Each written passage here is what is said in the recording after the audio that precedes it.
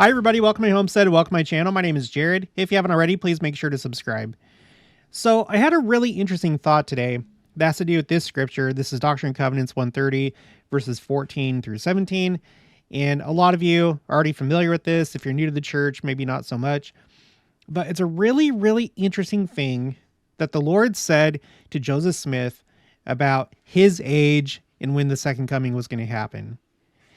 And I've always wondered about this ever since I was young. I think the first time I really started thinking about this or wondering about it was when I was in seminary and we were covering Doctrine and Covenants.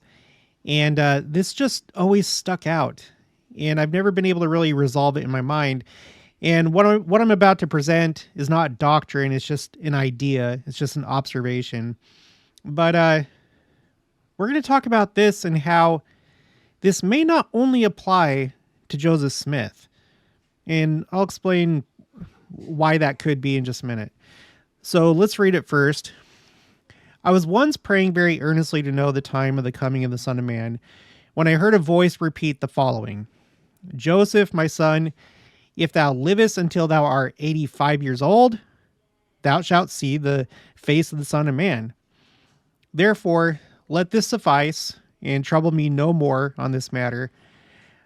I was left thus without being able to decide whether this coming referred to the beginning of the millennium, or in other words, the second coming, or to some previous appearing, or whether I should die and thus see his face. I believe the coming of the Son of Man will not be any sooner than that time. So the thing that always stood out to me is that the Lord gives a very specific age. You know, he says 85. And you would think, if the point is, look, if you live to be old, then you'll see him. But if not, just don't worry about it. So why not say like just 100? You know, a nice round number. Why not say 70? Why not say 80? Why 85?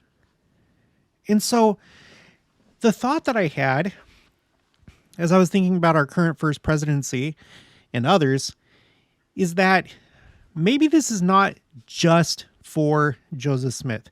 So let's entertain this idea. What if the Lord, without telling Joseph Smith, what if he was really saying, I know who's going to be the prophet at the time of the second coming. And look, if you're the one that reaches 85, because the prophet of the second coming is going to reach 85 years old or be older, then okay, then it might be you. So just stick with it, okay? So what if this is something that kind of applies not just to Joseph Smith, but to all presidents of the church, maybe even the first presidencies and more. So because 85, again, I don't think that God does anything arbitrarily, especially when it shows up in the scriptures. Now, I have looked high and low, and I have not found anything that clarifies the meaning of 85. If you have more on this, let me know. I don't think it exists. I believe me, I've searched. But if you have something, send it to me. It's interesting because you find the full thing right here in this discourse. This is on Joseph Smith Papers, Minutes in Discourses, the 6th through 7th of April, 1843, as reported by Willard Richards.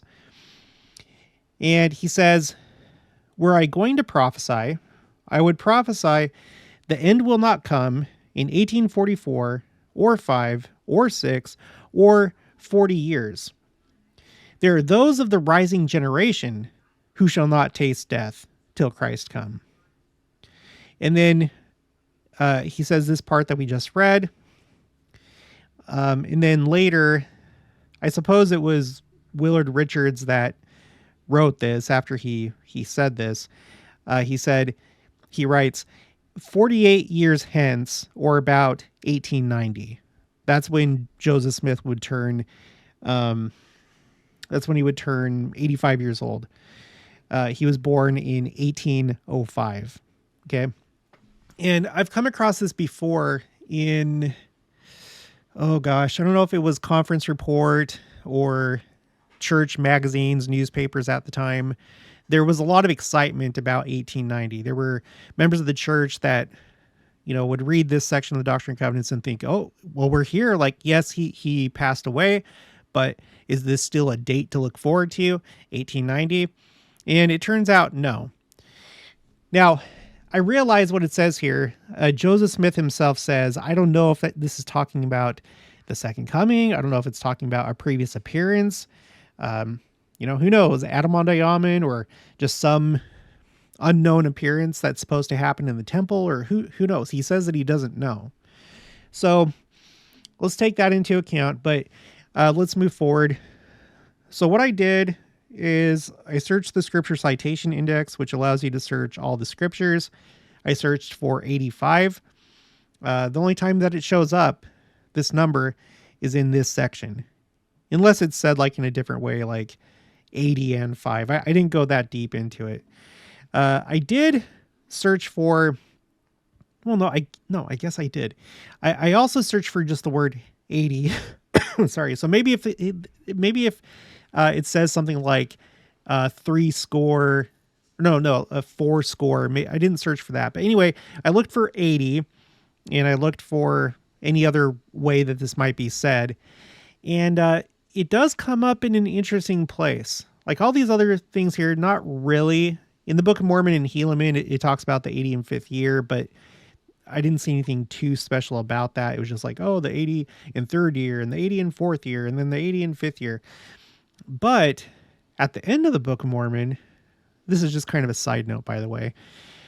At the end of the Book of Mormon, or towards the end, in Mormon, chapter 6, the chapter heading says, the Lamanites are victorious and the Nephite nation is destroyed. And guess when that happened? About 385 AD. 385. So here's one place where 85, even though it's 385, where 85 kind of shows up. I don't know if it's connected. It talks about it down here. And when 384 years had passed, so like completed, we've done 84 years, and now it's 85. We had gathered in all the remainder of our people unto the land of Cumorah. And we know what happened after that. So that's kind of interesting. But when we were out doing errands today and we were driving around and I had this thought, the thing that got me to make this video was this. This is the crux of the matter. We've given a lot of attention to the ages of the first presidency and others because President Nelson, he has become the longest living prophet or apostle of our dispensation. That happened a couple years ago. And it's interesting because on that birthday, the day before, is when Queen Elizabeth II passed away. And I have a whole spreadsheet and a bunch of videos about that. But I've put together this spreadsheet a while ago, and it's all the first presidencies that we've had ever since Joseph Smith. As they've like changed through time, as like somebody passes away and is replaced by somebody else. So I have their ages color coded. Okay. So the oldest is in red. The next oldest is orange, which is if like you're in your 80s. Yellow is for 70s. 60s is green. Okay. And you'll notice that you have like this part of the spectrum of the rainbow over here, purple and pink and stuff, blue, in the early church because they were young. Joseph Smith was young. The rest of them were relatively young. But then as we go down, as we're going further into time, you'll see that you start to get these yellows and oranges and reds as the church matures. And it turns out that the only time in church history so far that everybody has been in their 90s or older at this point is with this first presidency of President Nelson, President Oaks, and President Eyring. President Nelson is currently 100. Maybe I should pick a different color for that. Yeah, let's do that right now. Let's make that Let's do it dark red. Okay, so President Nelson is 100, President Oaks is 92, President Eyring is 91. So all three of them are now older than 85 years old. So there could be something to that, potentially. When you go back in time, the only other first presidency that really comes close to that, got pretty close, was the presidency of President Spencer W. Kimball and his two counselors, President Tanner and President Romney. But President Tanner died when he was 84. So just 1 year away, and all of them would have been 85 or older. So we've gotten close before, but the only time that we have crossed that threshold is with the current first presidency. So that's something to think about. Again, I'm not saying it's doctrine, but let's just observe. Let's just take note, and we'll see what actually happens. Now, the next part really interests me, because if we go beyond the first presidency, the next most authoritative individual in the church is the president or acting president of the Quorum of the 12 Apostles, and that is currently President Jeffrey R. Holland. Now, guess what? He was born December 3rd, 1940, and that makes him 84 years old right now. He will turn 85 December 3rd of this year. So if we get to that point and everybody's still with us and hasn't passed away, then it'll be the entire first presidency and the acting president of the Quorum of the 12 Apostles, President Jeffrey R. Holland. Now, President Holland, he is really interesting. Let's go back to the April 2024 General Conference. It was the first talk of that conference. It blew me away for many reasons, not the least of which is this one. He talks about how essentially he should have died, and he credits his life or coming back to life with the prayers of everybody, family, friends, the entire church, prayers said in the temple. The motions of a hidden fire is a reference to prayers. And he says, against that backdrop of Christ's victory over death and his recent gift to me of a few more weeks or months in mortality, I bear solemn witness of the reality of eternal life and the need for us to be serious in our planning for it. There's a church, I think it's a church news article about Elder Renlund, how he would go and visit President Holland in the hospital. And based on his experience, he was pretty sure that President Holland was going to pass away. But one day he came the next day, like the second day in a row of visiting him. And to his surprise, President Holland was up.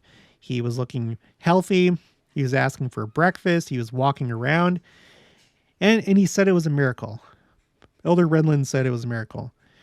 And President Holland definitely says it's a miracle. And so what appears to be happening is his life is being extended. No doubt because of the prayers. But I can't help but to wonder if it's something else. And it would be really interesting if it has to do with this 85 years old thing from the scriptures. Okay, because let's talk a little bit more about President Holland. In the Dominican Republic recently, this article is from November 11th, 2024. Him and Elder Rasband had gone to the Dominican Republic, and there was an area conference, and he reiterated that this really was a miracle. He says, or the article says, one of President Holland's messages for youth was that his health challenges of 2023, he was often unconscious for a full month and nearly passed away, are proof of miracles. Quote, I want the young people to know there are still miracles in this church. The miracle that I represent in the restoration of my life is as real as any miracle of the Old Testament or the New Testament or the Doctrine and Covenants or the Book of Mormon. Miracles still exist. Okay, so he has really reiterated this. And then let's go into some of the many reasons why I think he's really special, President Holland. Okay, so this is from a church news article, June 6, 2018, by Christine Barbara Cheney. Okay, this is at the time Elder Holland speaking. I have been the church's principal contact with the Jewish community for just over 40 years, and it has been one of the sweetest associations in my life. There's also this. This is from what was then Mormon Newsroom, November 3rd, 2016. Elder Holland, then president of Brigham Young University, was involved in a significant way and still has responsibility for relationships in the Middle East. Remember, he was the one that was the president of BYU when the BYU Jerusalem Center was constructed, which I think that it's going to be one of probably many temples in Jerusalem. I'm not going to get into that whole issue right now. Just look it up on my channel. Okay. We've also seen this. This is from 2016. Him and Elder Cook, they went to Israel. They rededicated the Orson Hyde Memorial Gardens. It was like the 175th anniversary. And while there, he met with Benjamin Netanyahu and others, the mayor of Jerusalem and others. But as far as I know, and I've searched, I don't know, maybe I'll find more, but as far as I know, this is the only time that an apostle or prophet of our church has met with an Israeli prime minister. So this is a pretty incredible picture, especially if this war turns out to be the final war as it continues. Who knows how it's going to end. So you have this. And then also, in President Nelson's first year as president of the church, he went on a global ministry tour in which he went to 7 countries outside of the United States. And he wanted Jerusalem to be the main focus. He recorded a new Special Witness of Christ video because now he was president of the church, and he did it from here, from Jerusalem. And he took, at the time, Elder Holland with him. Okay, so here you have 2 prophets in Jerusalem. And there's one thing that President Holland said that was really interesting. That's right here. I think he's referring to this event, him and President Nelson going to Jerusalem on this occasion, and just the significance of it. But he added, the location does not diminish the event. Quote, I suspect none of us in this room can understand the significance of this day. ... But we will, said Elder Holland. Doesn't really go on to elaborate, but he is one that drops breadcrumbs. He really is. There's this right here earlier. President Nelson said he had symbolic reasons for planning the global trip as he did. Quote, we wanted to start in Jerusalem to fortify ourselves with the message of the Lord Jesus Christ right from its very inception, here where he was born, where he lived, where he ministered, and where he was crucified. Okay, so President Holland, in that sense, when it comes to Israel, when it comes to Jerusalem, when it comes to the Jews, he stands out. And right now, he's the acting president of the Quorum of the 12 Apostles. When you take all 4 of them together, they're the oldest that we've seen. Now, the previous acting president of the Quorum of the 12 Apostles was President M. Russell Ballard, and he was in his 90s. So, actually, maybe this isn't the oldest when you consider that. But anyway, here you have him. He's about to turn 85 years old. Don't know how much longer he's going to go, but I wouldn't be surprised. I would not be surprised if he made it to 85. Okay, let's move on. And then what's even more interesting is with him turning 85 this year, I have to think about this. I have to repeat this in case any of you missed my other videos where I talked about this. I recently found out that in Joseph Smith's lifetime, and while he was president of the church, there were 2 times he declared a Jubilee year. Jubilees are typically 50 years apart. The way that he was using the word Jubilee was more similar to what we would think of as a sabbatical year in the Old Testament. Every 7 years was a sabbatical year, but this is the last dispensation and maybe something changed. So 1836 was the 7th year of the church. You see this right here? It was the 7th year. I'm going to open this up. You can pause and read it. But he declared a Jubilee year in conjunction with the dedication of the Kirtland Temple. And then 7 years later, again, you can pause and read this if you want to, he declared another Jubilee year on April 6th of 1843. By the way, April 6th seems to be like a central component of these latter-day Jubilee years because according to the Joseph Smith Papers website, this first one ended on April 6th of 1836. But this one, in 1843, he declared it. It was the first day of the Jubilee year, April 6th, 1843. Okay? And then after that, he was martyred. And since that time, I have not seen this pattern continue, but maybe it has, and we just don't know. And if that's the case, you know, I put together this spreadsheet so we can look at it. In the classic sense of a Jubilee year being after 49 years, I put this right here. So like 1879 would have been the first like Jubilee in the sense of 50 years. So in case you're wondering, that's what that is. But we're not going to focus on that. Let's fast forward to today, 2025. And guess what? 2025 would be the next Joseph Smith Jubilee year. It would be the next one.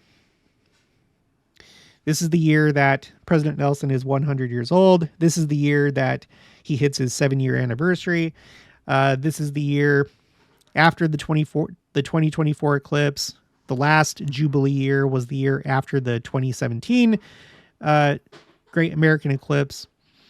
But now on top of all that, we have President Holland, who, if what I'm talking about is an actual thing, he's turning 85 this year, of all years, during the 28th Joseph Smith Jubilee or sabbatical year or Shemitah. That's the Hebrew name for it. And then next year, if you did like the 50-year thing, would be the next like Jubilee in the sense of 50 years. So in the Salt Lake Temple is supposed to be quote unquote completed next year, according to President Nelson. Okay, so really interesting stuff. I also have this spreadsheet called Prophets, Apostles. So here you have, this is like all the apostles in church history, all of them. And it has, you know, pertinent facts about them, including age. And here you have Jeffrey R. Holland. Now, I don't know if this numbering over here is correct. I've seen different ways of numbering the apostles. So, for example, one way is to number them according to the quorum of the 12, because not every apostle has been in the quorum of the 12. For example, President Alvin R. Dyer, he was called to be an apostle, but he was not part of the quorum of the 12. And then he joined the first presidency as a third counselor. And once his mission was done, which was doing different things with the lands in Missouri, he went back to being an apostle, and then he ended in the first quorum of the 70, but he was still an apostle. He retained his priesthood office. He's one of a kind. But anyway, if you count them all, just like strictly just how many we have had, it seems that President Holland would be the 99th, which is kind of interesting. President Eyring is the 100th. Now, looking at age, you can call him D. So we're thinking about the number or the age of 85. So right now, President Holland, 84. Elder Uchtdorf, also 84. So that's another thing to consider. And Elder Cook, 84. And that's kind of interesting because those two being the same age, President Holland and Elder Cook, and as we look at this picture, like here's two that are the same age. And also they both served their missions in the UK, along with President M. Russell Ballard. Like a couple years ago, all three of them went to the UK, and there was a special area conference there that I covered in a couple videos. But anyway, and then aside from that, that's it. So Elder Cook, Elder Uchtdorf, President Holland, and then you have the current first presidency. Those are, as we're thinking about this concept, those are maybe the ones to look at for right now. Okay, lastly, let's read from Mormon Doctrine by Elder Bruce R. McConkie. This is page 692. He repeats this concept in Millennial Messiah, but he kind of spells it out more in Mormon Doctrine. So he talks about that scripture that we started off with in Doctrine and Covenants 130, right here in this paragraph. So he talks about that. He puts that in the book. And then he says, 4 days later, April 6, 1843, at the General Conference of the Church. And by the way, that was the first day of the Jubilee year, according to Joseph Smith. While the Spirit rested upon him, the prophet said, were I going to prophesy, I would say the end would not come in 1844, 5, or 6, or in 40 years. There are those of the rising generation who shall not taste death till Christ comes. End quote. Okay, now Elder Bruce R. McConkie. The rising generation is the one that has just begun. Thus, now, before anyone types it, I know that generation can be used in different ways and have different definitions. I'm going to go with what Elder McConkie says. And I realize that some of those other definitions could be applicable in other circumstances, but with this, I'm going to go with how another apostle interprets this. I'm going to go with him. He's an apostle. So, thus, technically, children born on April 6, 1843 would be the first members of the rising generation, and all children born, however many years later, to the same parents would still be members of that same rising generation. I'll show this to you in just a minute on a spreadsheet. Most of you have already seen it. It is not unreasonable to suppose that many young men had babies at the time of this prophecy and also had other children as much as 50 or 75 years later, assuming, for instance, that they were married again to younger women. This very probable assumption would bring the date up to, say, the second decade in the 20th century. So I've been corrected on this. So that would be having children into the 1900s and the 1910s. Okay, basically up until like 1920 is what it's saying. And the children so born would be members of that same rising generation of which the prophet spoke. Now, if these children lived to the normal age of men generally, they would be alive well past the year 2000 AD. This by itself, what I'm about to read, is one reason why I think the second coming is sooner than later. I just cannot at all get on board with people that think that it's 100 years away, for this one reason alone. This reasoning takes on added significance when considered in connection with the revelation which states categorically that Christ will come, quote, in the beginning of the 7,000 years, end quote, of Earth's temporal continuance. Doctrine and Covenants 77, verses 6 and 12. We, of course, do not know exactly how many years elapsed between Adam and the birth of Christ, but suppose it to have been 4004 BC. nor can we be certain from historical sources how many years have passed since. But reading these inspired statements in connection with the signs of the times, which we can interpret, it is plain that the day of the coming of the Son of Man is not far distant. Okay, so to illustrate that, to give you a visual, so you have this hypothetical parent in columns G and H right here in blue. And here's 1843, April 6th, the first day of the Jubilee. And that's when Joseph Smith makes this generational statement and prophecy. So let's pretend that an 18-year-old boy had fathered a child in that year, or he could have been, who knows, he could have been 17, could have been 15, could have been 16, 17, 16, 15, who knows? Okay. The times were different back then. So he has a child that year, and then later on, maybe he enters into plural marriage, or maybe his wife passes away and he gets married again later on. And I've shown examples of that, like modern day examples. There's celebrities that have had children in their 70s and 80s. And there have been cases where people have had children in their 90s. And I'm talking about men fathering children in their 90s. So hypothetical father. Okay, let's get to say 1907. And he could have had a child at that time. His first child at that point would be 64 years old. But if he had a new child, if he fathered a new baby, it could be, now she's passed away now, but it used to be that Maria Brañas Moreira was the oldest living person in the world, but she's passed away. She was from Spain. After that, it was Tomiko Ituka from Japan. And I think she's passed away too, so I need to update this again.